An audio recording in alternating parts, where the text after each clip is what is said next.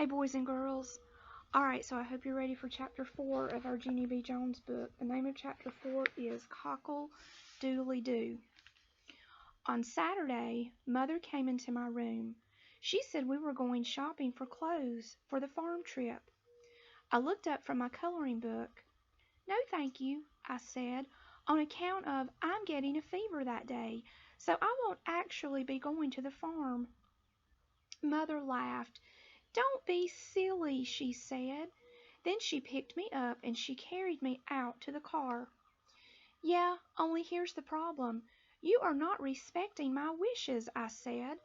Mother laughed some more. I promise this will be fun. I did a huffy breath. Whatever, I said. Whatever is the grown-up word for that is the dumbest thing I ever heard. And guess what? I was right.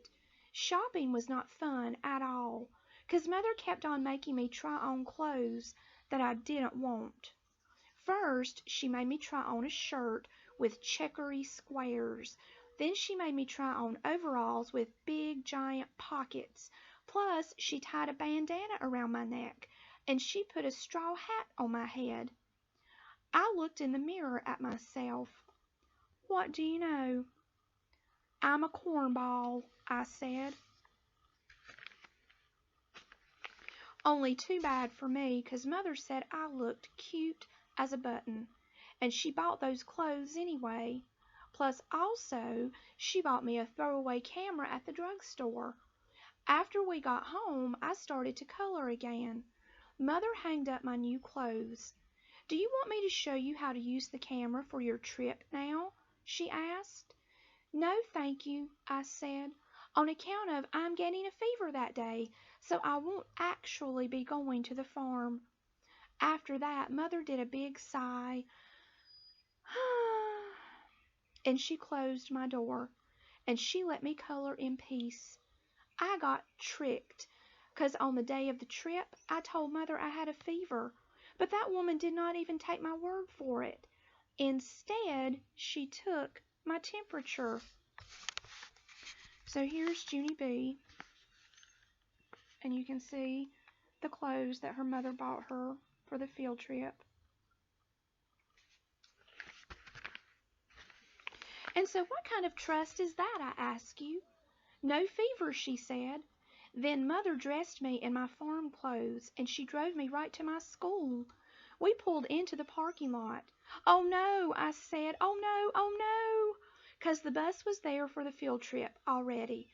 It was parked right at the curb. Believe me, Junie B, said Mother, you are going to have a great day.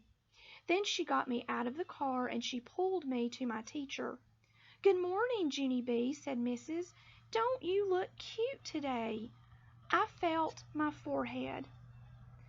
I'm ill, I said. Mrs. smiled. I love your straw hat. My head is a flaming fireball, I said. Mrs. bended down next to me. And that bandana is absolutely darling. I am burning to a crinkle, I told her. Crisp, said Mother. Whatever, I said. After that, Mother lifted me onto the bus, and she handed me my backpack with my lunch and camera. She waved goodbye to me. I did not wave back, 'cause my hand did not feel friendly. Just then my bestest friend named Grace came running to get me. Junie B, Lucille and I saved you a seat. Then she grabbed my arm and she took me way in the back. I sat down next to Lucille. No, said that Grace, that's my seat, Junie B.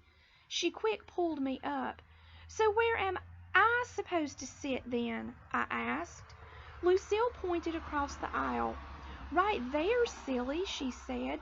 You're sitting right directly across from Grace and me, and so it's almost like we're sitting together, except you will be separate.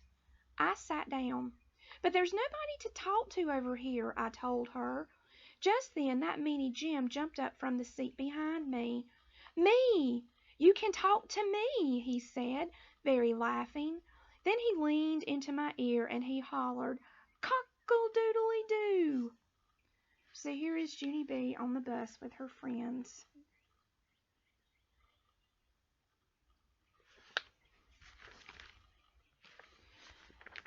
Right into my eardrum.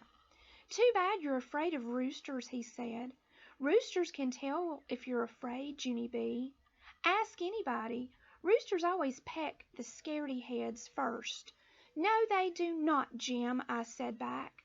"You are just making that up probably. And anyhow, if roosters pecked people's heads off, all farmers would have nub heads.